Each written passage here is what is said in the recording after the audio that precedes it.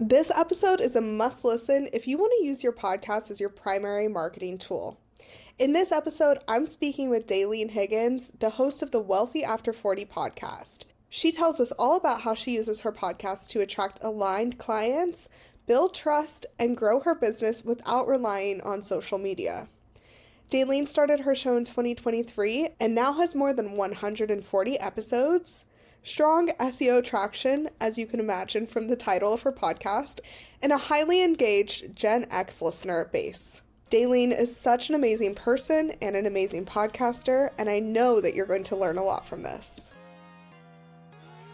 Welcome to the Podcast Cafe, where we're serving up everything you need to know about podcasting, from tips, stories, and strategies for podcasters from podcasters. I'm your host, Haley Hayhurst, the founder of Espresso Podcast Production, a full-service podcast agency helping business owners, creatives, and thought leaders launch and grow their shows. Whether you're just starting out or want to take your podcast to the next level, this is the place for you. Each week, we'll dive into practical tips, actionable strategies, and of course, stories from other podcasters so that you can build up a podcast that you love and that works for your business. So grab your coffee, get comfortable, and let's get started. Welcome to the Podcast Cafe.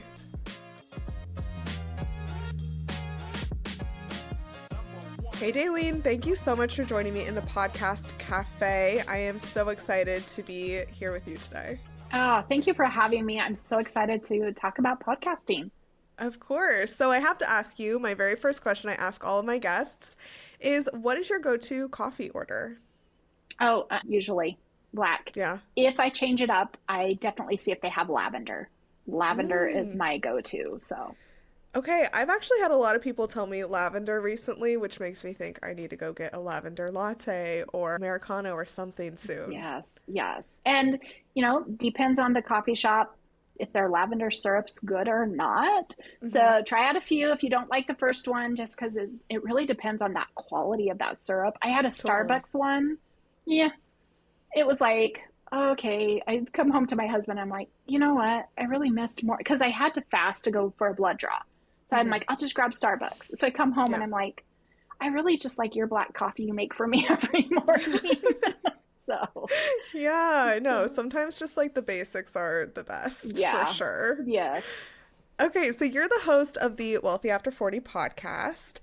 Tell us all about why you started it and when you decided that this podcast needed to be out into the world. Oh gosh, yeah. So when I started my business, I did it after I retired. I did not have a clue what entrepreneurship was all about. I'm sure many people can relate to that.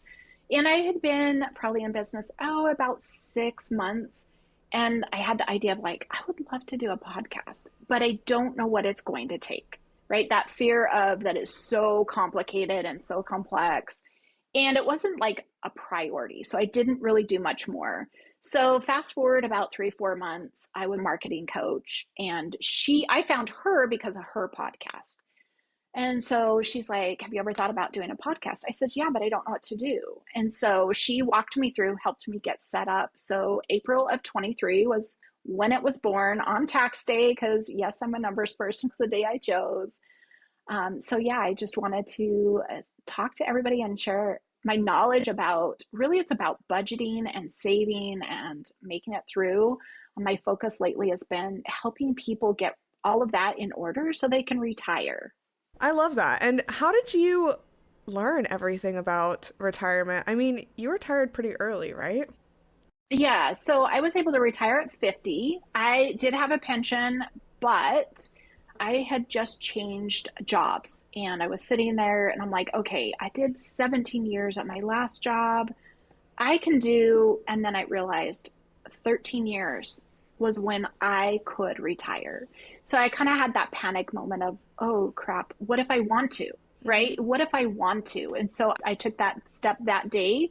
Like, I'm going to make sure that door is open for me and that if I'm ready to go, because I'm sure everybody knows about 9-to-5s and working different places. I just talked to my coworker yesterday, a former coworker, and she's like, do you miss the drama? And I'm like, no, I don't. It's like, if that gets to be so bad, I want to have that door opened. And so I ended up doing 15 years. So from that, Could have gone in 13, but went 15. And I really just dialed into making my money, number one, support my family at the time. Mm-hmm. My daughter was young. We were all about recreating. She rode motorcycles as well as my husband. I never did the motorcycle. I did the four-wheeler, the safe one. And so, we spent our money on that for happiness. But then I was also making sure that I could retire and putting the focus on that and dialing in. And so really having those two focuses, a short term and a long term, I think is what helped me find success, but being happy, right? Because we are living in the moment. We've got to enjoy life now. I don't feel it's like deprivation. I don't think we should have to give up everything to be able to achieve something, but knowing what those two things are crucial. Mm-hmm. Yeah. At what age did you start learning or thinking about retirement? Gosh, how old was I? I would have been like 38, Okay. 37, Okay. 38. Yeah. So, almost 40. Yeah. And I focus on Gen X because I am Gen X. And I think we are at a disadvantage because of social media. I see a lot of millennials, a lot of, Gen Zs that have access to information so much easier that I think their journeys, if they're ready, I still think there has to be that readiness component. If they're ready, all of that information is out there. We didn't have that, and parents didn't talk about money. I was fortunate to have parents that did talk about money. And so, really just starting working on it and just drilling in. I was an accounting major, so I had a little bit of understanding. I was managing a $60 million budget for the place I worked. So, understanding that to a certain extent, but government accounting is completely different. But just really getting focused on what was my money doing? Was I letting it just slip through my fingers, or was it productively supporting these two goals? Yeah. And I think that's where we get lost is, we need to have a short-term focus and a long-term focus. And then your money needs to feed both of those in a balance. Yeah. So since your podcast is for Gen X, I'm curious, like you have to talk about mindset a lot in your podcast and like goals and all of this. So like, what are some common maybe money objections or money beliefs that you have to debrief in the podcast? Yeah. Well, a lot of them are 45, 50, and they're like, oh, crap, retirement's how far away? And if they're going to work till 65, they still have the same length of journey I did. And it's very, very achievable. So helping them get over the fact that they're not late, they can start where they're at, that they haven't messed up, right? It's like, oh, you got to start saving for retirement early and save a lot. Yes, I do agree with that. So if there's younger listeners, like, yes, you should be. But if you're 45, 50, you can still make a difference. My motto I've really kind of just leaned into is make retirement possible. And I think a lot of us don't think about what retirement is. I became an entrepreneur. My husband still goes and works. He was able to leave his government job as well, but it's like, what do you want to do? It's not the end of life. Yeah. Retirement doesn't mean it's over. So you've got to be prepared for that. So anything's possible. And so that's why I'm like, just make it possible and let's figure that out, what that is. So, you're not late to the game. Some people are like, well, I only have this much saved. Okay, let's figure it out. Because I know there's a lot of advisors who are like, well, you have to have X amount saved, or you need this much of what you're making. I come at it from the budget approach for sure of, well, what are you wanting to spend? What are you wanting to do every month? If I am not a traveler, I don't love to go places. Travel days are my hang up. If I could just get myself there, that would be great. I would do it, but I'm not a traveler. So I don't have that expense. And if you're not that person, then it's not going to be the same amount, but you've got to plan for those things. You've got to kind of shift your mindset about, oh, okay, so if I'm just going to be doing a part-time job, even I want to turn my hobby into something. You've got to build that in because you won't need as much as somebody who's going to go travel the world or travel even just the US, whatever it looks like. So yeah, tell us how you work with your clients and like after they listen to the podcast, because you have great listenership. Like you have engaged listeners, you have people listening. Part of it is the SEO part, right? Like people looking up money podcast or Gen X money podcast, which you have that SEO. So you're getting a lot of listens. What's the next step? Like, how do they work with you? Yeah, so right now I sell them into a one session, but it's my retirement roadmap session. And so in that, I help them see, quote, how far behind they are. And typically they're not. I just recently onboarded a client. I said, you're going to have enough retirement savings. And she's like, but the calculators online tell me, and I'm like, best I can tell from what you want and what you're living on right now, you're going to have enough. So it's more of an immediate need. She doesn't have an emergency fund. If she were to lose her job, tomorrow, then she would be stuck in a way, which is going to end up drawing down that retirement savings and not allowing her to put that in. So I take them into this session and we explore, how much do I need? What does that look like? What am I wanting to add to my budget for retirement? Are you going to want to travel? How much more is that going to be? So I really show them how the budget is the piece that drives that financial independence number.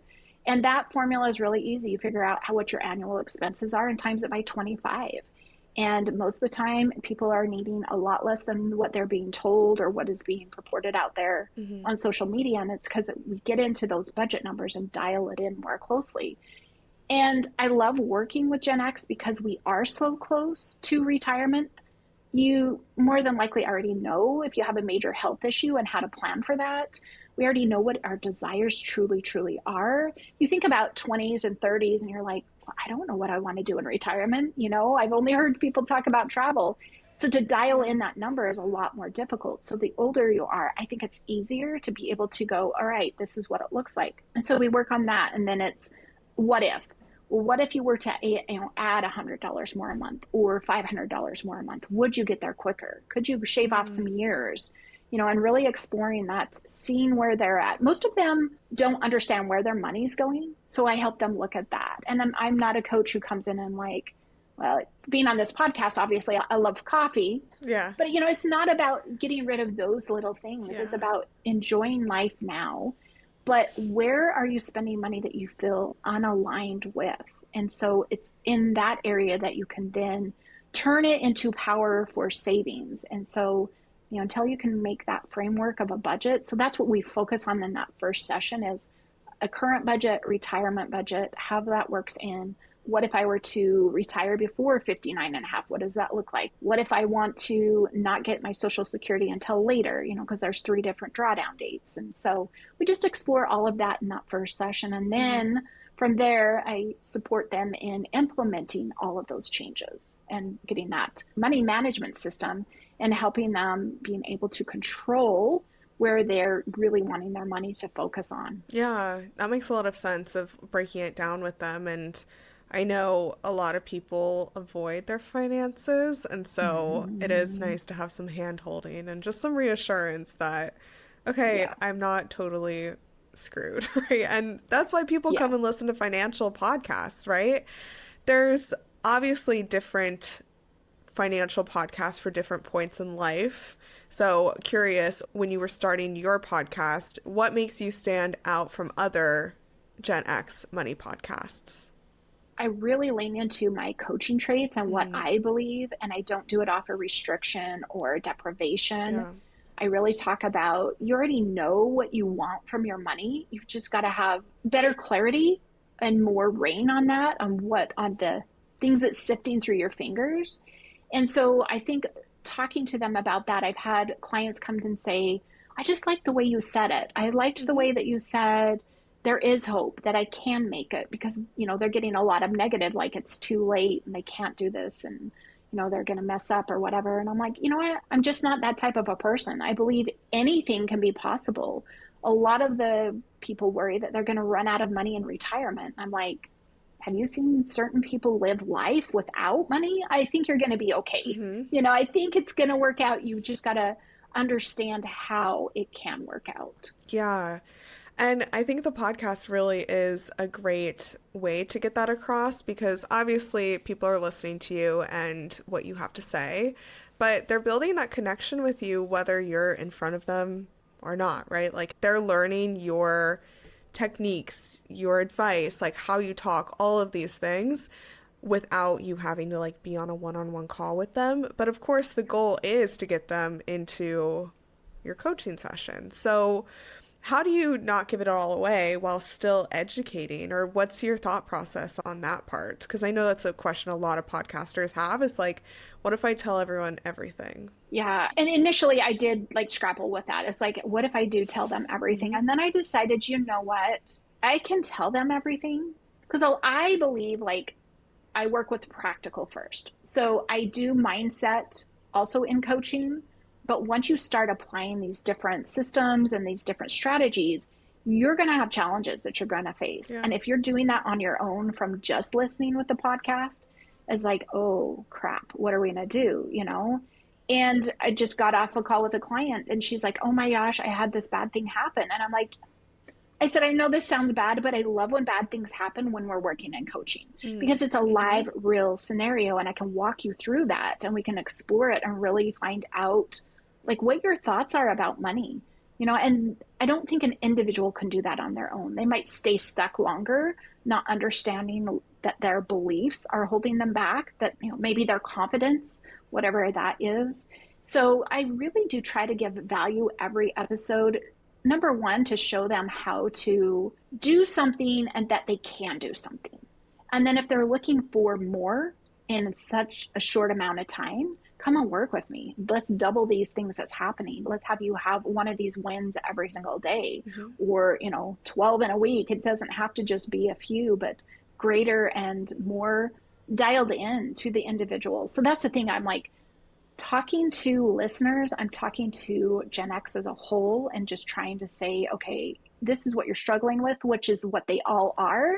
But once they come to me, like they're still an individual. There's still something that is causing the bigger hang up, causing the challenge, whatever that is. And so being able to have a coach walk you through that and build a system that works with you. So I helped manage that $60 million budget. I worked with 22 law enforcement officials every single year to put that together. Wow. Some of them learned from me and they really took it and ran with it. They understand everything ins and outs. I had others that are like, I don't want to even learn this. And I'm like, I need you to just understand it. So when I do it for Yeah. you, you know, so I've gone that range. And that's what I see with the clients is there's some that can just go detailed and boom, I'm running with them. And others just need a lot more care and they don't want as much detail. Just give me what I need Mm-hmm. to make the progress. And so, you know, I think that's where coaching comes in supporting the podcast is I can give them all of these things, but then coaching is going to help enhance with your style. I call it a money personality. You know, there's creatives out there and they're like, I don't want to know the details. I'm like, okay, we're going to create you a system that doesn't. Mm-hmm. And then I get bookkeepers and COOs coming to work with me and they can't figure out their personal money, but they're ready for detail. And so I Yeah. dive them into the detail. And so it's like knowing how to do that. Yeah, there's definitely different types of buyers for sure. And what I do love about your podcast is how money is like a tough topic to talk about, and it's something that people feel a lot of shame around.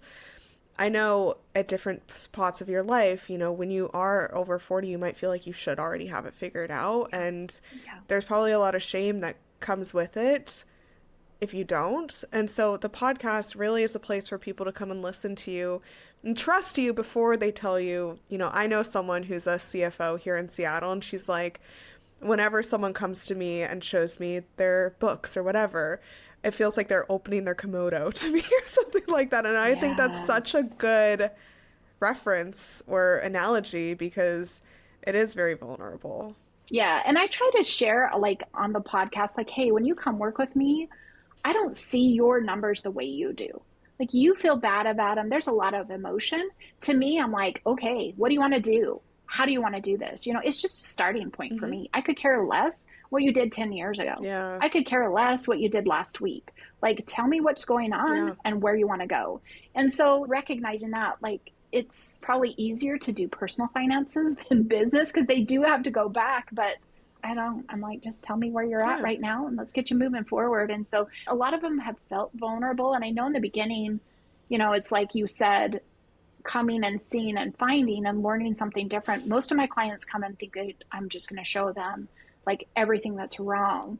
And most of the time, they're better off than they think they are. Mm. I would say 99% of the clients I've worked with I'm like, well, you have $400 a month savings, or you have $1,000 a month savings. And they're like, why don't I feel like that? I'm like, because you're not managing it to actually reap those rewards. And so that's ultimately what I do is like, I help them build a system that gives them those savings, that helps them recognize that. Because most people aren't just spending all of their money, Yeah. I just did an episode about shame and guilt. And prior to that, I was doing one about overspending.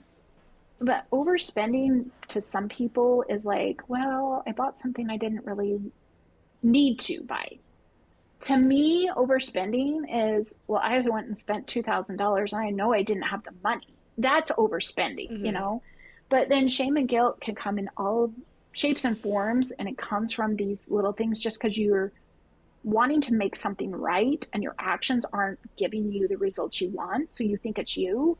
Then you're like, I'm bad. I can't do this. And then once you're stuck in that blaming yourself, it's really hard to get out of. Yeah. Really hard to get out of. Yeah. And coaching can definitely help you out of that. You do interviews on your podcast, but you mostly do solo episodes. And I know you mentioned that the structure is changing.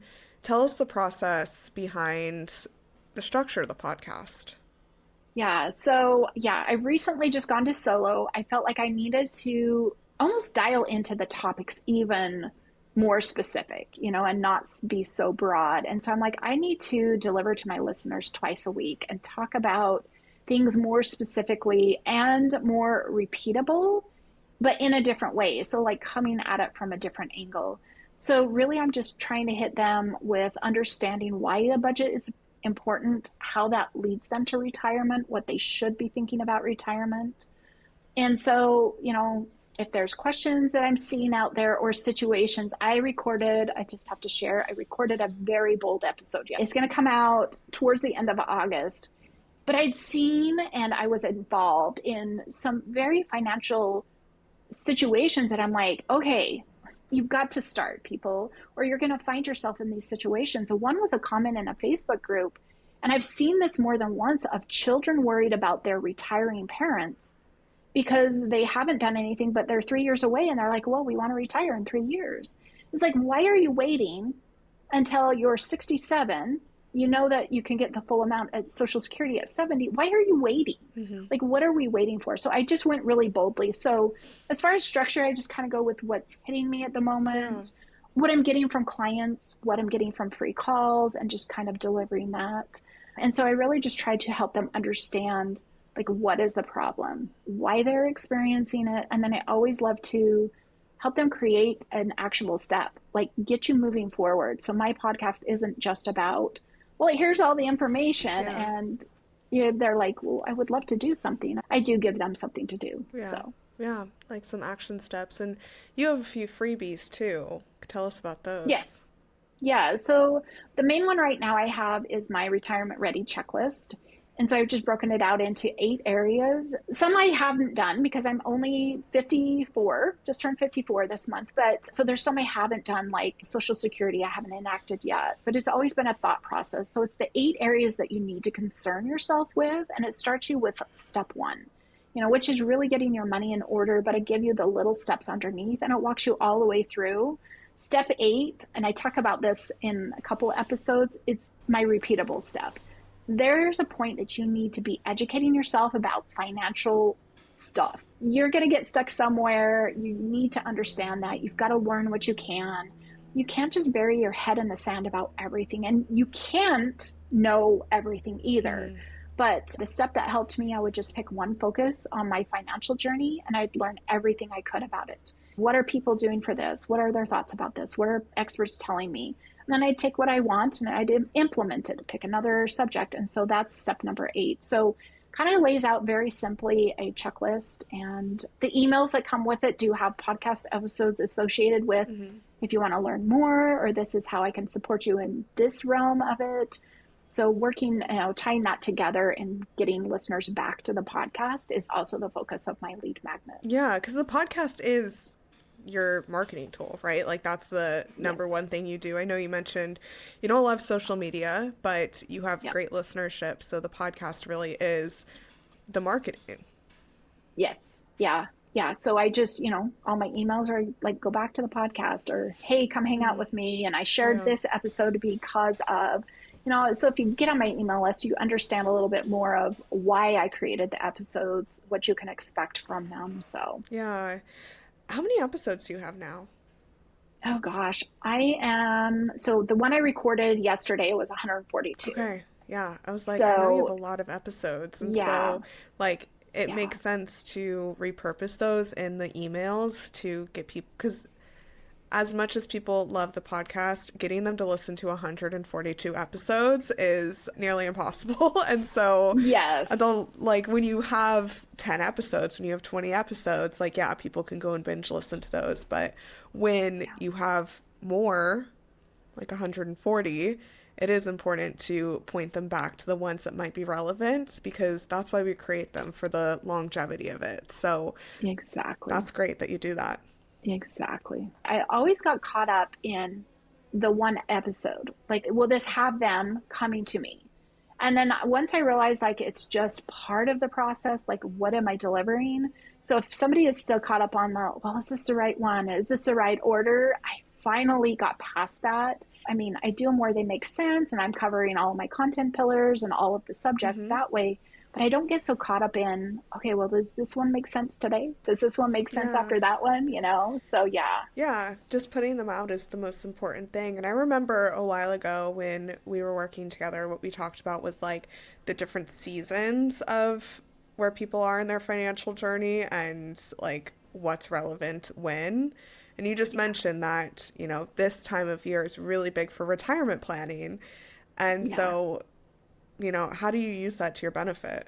I kind of think about like why, I'm guessing they're enjoying summer and they're like, you know what, I would love to have summers Mm-hmm. all the All time, the time, instead yeah. of working them. And so, I just kind of go from that aspect of, okay, well, you've got to start doing the work today and really focus it more on making retirement possible and going that aspect. Yes, it's still got the budgeting in that. But of course, January is really big for new start with your money. And I get a lot of that. So that Mm-hmm. one's a little more foundationally Yeah. based. So budgeting, saving, debt payoff, things like that. So just try to strategically with those current, like you said, I do have a lot of episodes. So going back Yeah. is a lot. So I try to seasonally, hit that, well, this is what they're looking for. So immediate episodes can support them in these types of things. And Totally. then they can hopefully go find something else for other areas that they're struggling in. Yeah, So, absolutely. Absolutely.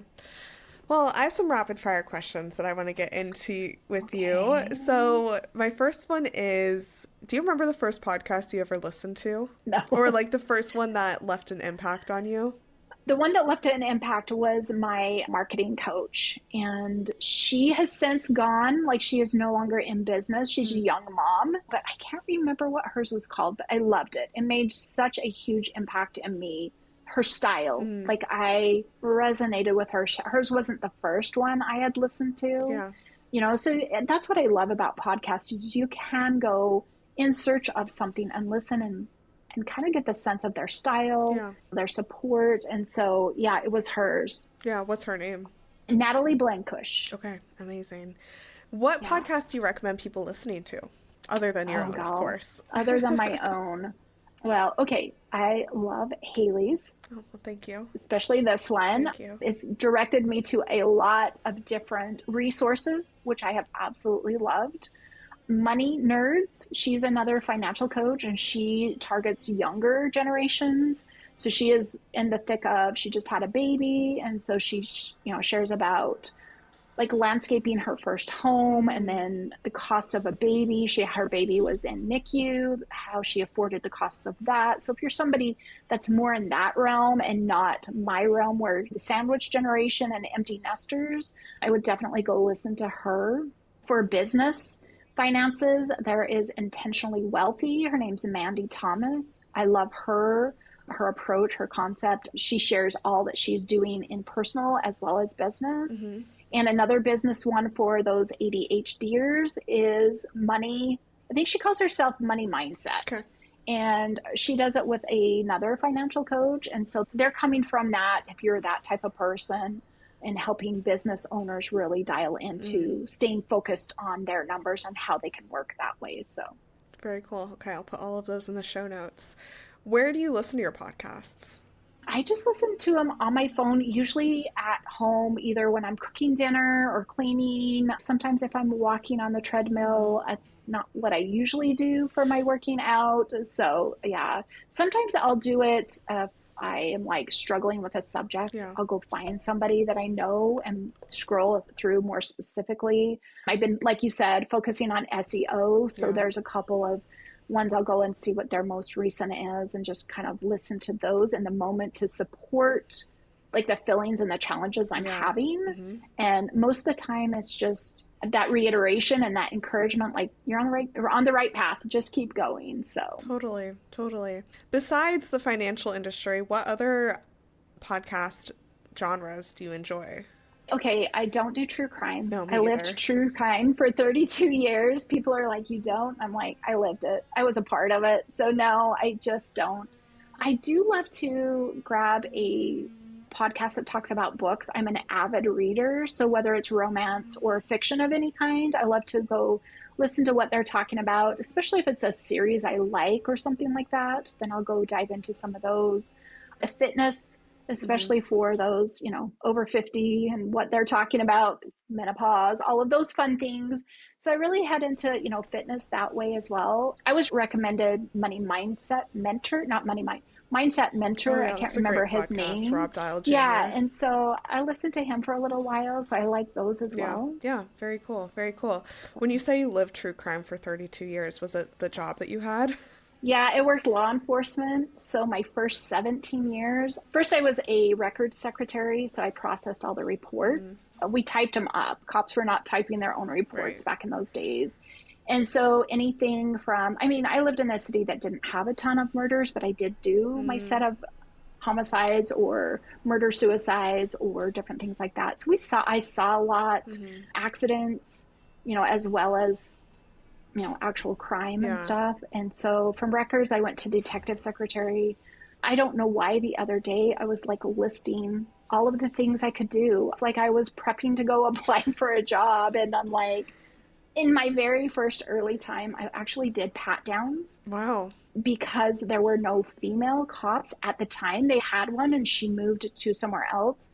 So as a female, we'd have to pat down females because males can't, Yeah. That makes sense, but that's crazy that they were like, okay, all right, get in here, pat this person down. Yeah. 6 months on the job, okay, Right. They stood right there and they told you what to do and all of that, and it got easier. But I typed search warrants, arrest warrants, investigative subpoenas, all the things. But then I was able to segue into a division, the warrants division, where they were serving warrants, but I handled the money side of it, because there was a lot of money coming to the city from that. Yeah.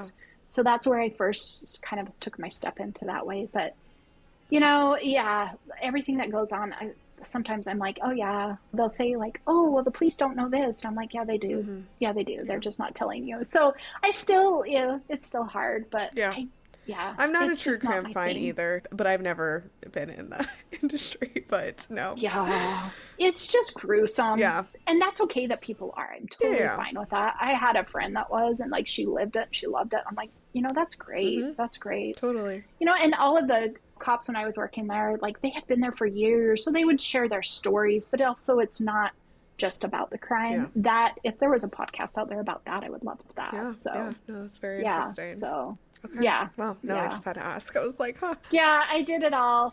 That's so cool. That's so cool. Okay, I have two more questions for you. Okay. My first one is, what is the best advice that you've ever received about podcasting? Oh, goodness. I think it's just really being authentically you. I think sometimes you get so caught up in the delivery of saying the exact things or, and at first you feel like you need a script, but really if you can just lean into who you are, like me recording that very bold episode yesterday, it was really just what was on my mind and on my heart. I think the more you can do that, so really being authentic, which I know they tell you that in social media too, but I really think on a podcast, it's very important to really just show who you are, what you believe, and just be and own that person, because that's how you're going to connect with people. I mean, that's how I've connected with everybody that I've worked with, is like, and it's been through podcasting mainly, or, you know, stories. I love the stories and just getting to know that person a little bit. So yeah, being authentic. I love that. And my last question for you is, what is the most surprising thing that you've learned about yourself through podcasting? I was saying how, you know, I put it off from like October to April. I thought it was this huge feat, which there's a lot of elements that go into it. But out of everything that I've learned being a business owner, like podcasting, well, and that's why I've leaned into it. Like social media content, it's a block. I just can't do it. And I don't know why. I really can't explain that. Podcasting, I can get on, record an episode, you know, join in any interview with any subject. I mean, I've done all sorts of subjects. I was on a hospice one because I supported my mom and dad through hospice. So I went and shared my story there. Just love podcasting because it's open and it's freeing. And I realized that while I am a reader, the audio content for me is so much easier to create. So I guess that's surprising, because through all of my college degrees and stuff, I could write papers like nobody's, you know, especially when you're in a master's, nobody's business. And to not be able to do social media easily and being able to do podcasting, that is shocking to me. That is shocking to me. I love that. And you're helping a lot of people with your podcast, so I'm glad that you're out here doing what you do. And I know that this episode is going to reach the right audience, and the way that you talk about finance is very approachable and kind of eases people's worries about it. So yeah, I appreciate what you do. And thank you so much for joining me here today. Thank you for having me. I love this. Thank you so much for joining me in the Podcast Cafe. I hope you're leaving with fresh ideas and inspiration to take your podcast to the next level. Remember, podcasting is a journey and you don't have to do it alone. I'm here to help you every step of the way. Let's connect. Be sure you follow me on Instagram at Espresso Podcast Production, or visit espressopodcastproduction.com for more tips, resources, and behind-the-scenes insights. I'd love to hear about your podcasting journey. If you've enjoyed today's episode, make sure you hit subscribe so you never miss an episode. And if you're feeling extra generous, I'd love it if you could leave me a review on Apple Podcasts or Spotify. It helps more podcasters just like you find the show. Until next time, grab your coffee, keep creating, and I'll see you back here in the Podcast Cafe.